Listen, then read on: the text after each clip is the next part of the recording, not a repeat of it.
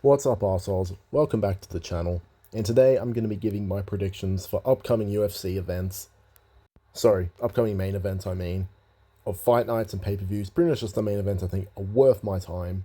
I'm going to be giving a quick breakdown and just my general thoughts on who I think is going to win. Even though I'm going to, give another prediction when the fights get closer. Some of my predictions could change, but I just thought I'm out of video ideas, so I thought this would be fun to run through all the upcoming fight night and pay-per-view main events that are worth my time and give my thoughts on them. And no, I'm not giving a breakdown on Leon Edwards versus Sean Brady. With that being said, let's get into all my predictions for upcoming UFC main events. Starting with my boy Manel Kape taking on Almabayev, I think his name is, and yeah, I'm going with Manel Kape. I just think after Manel Kape's last performance, I know maybe I'm putting a little too much stock into it, because Manel Kape can be kind of inconsistent, but he just looks so goddamn good in his last fight. I just think he's going to go out there and maybe do the same thing to Almabayev. To be honest, I don't know much about Almabayev. I mean, to be honest, flyweight is kind of dead, kind of. So yeah, I don't really pay attention to that division as much. Call me a casual, but come on, it's true. Yeah, I think Manel Kape's going to go out there and school this guy. Almabayev is a decision merchant. He has some submission wins, but he's got like 3 knockouts, whereas Manel Kape's actually a pretty good finisher. Like, that's one thing a lot of people don't give Manel Kape credit for. For a flyweight, he actually has a lot of power. Like, I'm pretty sure he has like majority finishes in the UFC. So yeah, with that being said, I think Manel Kape's just going to pick him apart. I think his speed will be too much for him. If he shows up the way he did in the last fight, which I pray to God he does, because this Almabayev guy, I don't know. Having him at the top of the division just doesn't seem too exciting. And if Manel Kape wins, they're likely going to do him versus Pantoja. Or, given that Kai Kara-France versus Pantoja wasn't booked, they might just do Manel Kape versus Kai Kara-France as a title eliminator. Maybe. And then the winner fights Pantoja. But please, for the love of God, Manel Kape, please get this win, alright? I need you to become champion. Like, that's one of my bold predictions I had for this year, was for Manel Kape to become champion. And please, we need him as champion. He had a close fight with Pantoja the last time, so honestly, I think he can beat him in a rematch, given that Pantoja's getting up there in age. I know that's a hot take, but I don't know. But yeah, I'm going with Manel Kape. Maybe by a late TKO, like round 3, round 4. Well, that's not really late, but still. Later in the fight, a TKO or a decision. I do wish it was still Royval fighting, but yeah. Long story short, I'm going with Manel Kape by TKO. Moving on. Next up on the list, we have Alex Pereira versus Big Ank, which is happening next weekend, and I'm going with Alex Pereira. I'm going to say by a 3rd round TKO, mainly because I just don't think Ankalaev's striking is on the level that Alex Pereira is. And even if he wrestles, Pereira's not going to be in any danger, because Ankalaev has 0 submissions. His only loss came by submissions. Yeah, he's got some decent ground and pound, but who's he finished on the ground? Fucking Anthony Smith, who's been finished by like the entire division. Anthony Smith sucks ass. And even on the feet, Pereira's a better boxer. He's a better kickboxer. Ankalaev has a weakness to leg kicks. Yeah, he looked alright against Rakic defensively, but that's fucking Rakic. And Rakic doesn't have the power like Pereira. To put it into perspective, Ankalaev is in danger every second he's standing with Pereira, whereas Pereira's not exactly in danger if they go to the ground, and even on the feet, he's not really in any danger. Yeah, Ankalaev has had a few decent knockouts, but over who? Fucking Ion Cutelaba, Johnny Walker. Like, come on. Pereira KO'd Jamal Hill, Yuri Prohaska twice. Finished Israel Adesanya, KO'd Sean Strickland. Even Khalil Roundtree's a better win than most of Ankalaev's wins. And it's definitely a better win than most of the people he's knocked out. I still don't know why you have idiots like Kenny Okoye who are going on about how, Ankalaev's a better boxer. Or Ankalaev's going to be in the grappling. Or Pereira's not even training for this fight. He's going to get eaten alive. Fuck me, Dad. Day. Hey guys, what's going on? God damn you. Kenny, please stop making MMA videos. You sound like a complete fucking idiot with some of the takes you give. But yeah, overall, I just don't think Ankalaev is going to mix in the wrestling with Pereira. He seems pretty adamant that he's going to strike with him. Now, of course, I could be wrong and look like a complete fucking idiot. And Ankalaev could go out there and just wrestle him for fucking 5 rounds, which would suck, because let's be real, Ankalaev, as a champion, would just kill the sport. Pereira's like the best champ we have right now, and having Ankalaev as a champ would just ruin it.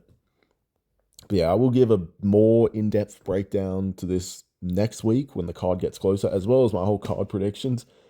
Which, fuck me, I just realized as well, Dan Hooker's out of the fight with Justin Gaethje, so that sucks. Hopefully we get a replacement. But yeah, anyway, I'll give more on this next week. I'll give more on most of these fights as they get closer. But yeah, I'm going with Pereira. I'm going to say by third round, TKO or KO. I think the leg kick's going to wear him down, and I think he's going to find the left hook. Leon Edwards versus Sean Brady. Who cares? Brandon Moreno versus Bedtime MMA. I'm going to go with Moreno on this one. I do think he's a bit better than Erceg. Well, probably more than just a bit better. Like, he's actually championship caliber. No disrespect to Steve Erceg or anything, but I just don't think he's at that level yet. He also is coming off a knockout loss to Kaikara France, so I don't know why he's getting this fight.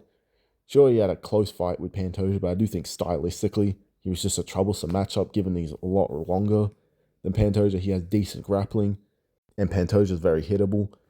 But yeah, I do think Moreno's experience is just going to be a bit too much for Erceg. I think the boxing will be interesting to see because they both have very good boxing, but I am going to give the edge to Moreno. The grappling I don't think will really come into play, but I think it'll be a competitive fight. Overall, I just don't know if Erceg's ready for this fight, to be honest with you. Like, he's coming off of a first round KO loss. I don't think it's a good idea to give him the number one contender. Honestly, I think Manel Kape probably should have been given this fight, but whatever. It is what it is. It'll probably be a fun fight anyway. But yeah, I'm going to say Brandon Moreno by a 49-46 decision, winning this one. Next up, we have the recently announced Alexander Volkanovski versus Diego Lopez for the vacant featherweight title at UFC 314. And as far as my prediction goes, this is going to be a hot take, I know, but I'm going with Diego Lopez. I'm sorry, I know I'm going to get a lot of hate, but I just think Diego's going to catch him. I don't like that Volk's coming off of 2 KO losses. He's 36, like, he's much older than Diego Lopez. Diego's got a lot more momentum given that he's been active. I know Volk needed time off after being KO'd twice, but not that much time off. Like, he should have came back, I don't know, maybe November, December. They should have made him versus Aljamain Sterling, I always thought, instead of just keeping him out. Now when he comes back, he's going to be 36, turning 37, who hasn't fought in over a year, coming off of 2 KO losses, going up against a dangerous guy in Diego Lopez, who has KO power in his hands, who's coming off of like 3 or 4 wins in the last year, who has a lot of momentum, who's younger than him, is well-rounded, and, you know, like I said, can put his lights out. So yeah, I think that Diego's going to catch him. I definitely think that Volk's more skilled, and he can win this fight. Like, I'm not completely writing him off, but I just think at this age, we also don't know how Volk's going to look after over a year-long layoff, being 36. Like, it could be like Colby, where he comes back and just looks completely washed. Well, maybe not completely washed, but just like not as good as they used to be. Same thing with Usman as well. That's another thing I worry about, how Usman's going to look when he comes back, if he comes back. But yeah, I'm a huge Volk fan, but I wouldn't get my hopes up for this one. I saw Lucas Tracy saying something about how Volk needs to grapple to beat Diego Lopez, and I agree. I honestly think he should grapple earlier, because I think the grappling's pretty even. If anything, I might be willing to say that Volk could be the better grappler. I mean, he's definitely physically stronger than Diego, so he should grapple earlier. But yeah, I just think that Diego's going to catch him on the feet in the pocket, especially since that's where Volk's at his weakest, is, you know, in the pocket. As far as a prediction goes, I'm going with Diego Lopez by first or second round KO. I think it's going to be a sad end to this one. Like, I'd love to see Volk win and get this title back, but as a Volk fan and as an Australian, don't get your hopes up for this one. Honestly, this fight is giving me Adesanya versus Almabayev vibes, where everyone's saying that the former champion is going to be able to do whatever he wants. He wins by whatever he wants, but no one considers the fact that he's on a losing streak or that he's aging, coming up against a young contender who's also well-rounded and has all the tools to beat them. Well, I wouldn't say Diego has all the tools to beat Volk, but Almabayev definitely had all the tools to beat Adesanya. That's what I'm getting at with this fight. I just feel like it's going to be a case of, like, a passing of the torch almost. Volk's pushing 37, and honestly, I'm not counting on him to win the title back. I'd love to see him do it, but yeah, like I said, don't get your hopes up. And last, but most certainly not least, of all the upcoming main events that have been announced, because that's another thing about this video, I'm only doing main events that have been announced. We have my glorious king, Belal Muhammad, taking on my boy, Jack Della Maddalena, and what a fight this is going to be. My 2 boys going at it, my 2 favorite welterweights, they're going to go out there and put on a war.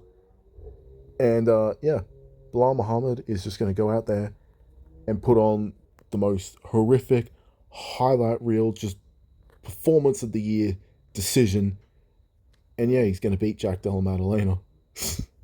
But on a serious note, I actually don't know who wins this. Like right now, I'm leaning towards Belal because I just think his chain wrestling is going to be a problem for Jack Della Maddalena, especially since JDM was getting taken down a lot by Gilbert Burns. And I know that's kind of nitpicking a bit, but I just think Belal's a guy with better wrestling than Gilbert Burns. He can shoot more frequently. He's got a better gas tank, and he's just better than Gilbert Burns. But unlike Leon Edwards, mumblemouth, low IQ, Leon Edwards Scissorhands, Jack Della Maddalena isn't someone who wilts under pressure. Like, he's just going to keep coming and coming until he can try and find the shot. Like, he's not going to give up. He's going to keep trying till the final bell to find that shot. And if he does find it, he could put Belal out of there. But, I don't know, I just think Belal's pace and pressure could be too much for him. Like I said, JDM's not going to quit, but I just think Belal's not going to give him the opportunity to find that shot. But who knows? Right now, I'm leaning towards Belal by a 48-47 decision. Well, that concludes the video, you guys. I know I haven't been as active recently posting videos on YouTube, but, you know, I have a life. I have a job. I train like 2-3 hours a night, so I don't always have time. And even when I do have time, sometimes I just couldn't be bothered. But yeah, I'll try to be a little more active. Wink. But, yeah. Hope you liked the video. Please like, subscribe, hashtag all hail the Marlon Army, comment, whatever. And I'll see you guys when I feel like posting. Probably sometime this weekend. I'm going to do a prediction video on UFC 313. But, yeah, that was a video. See you.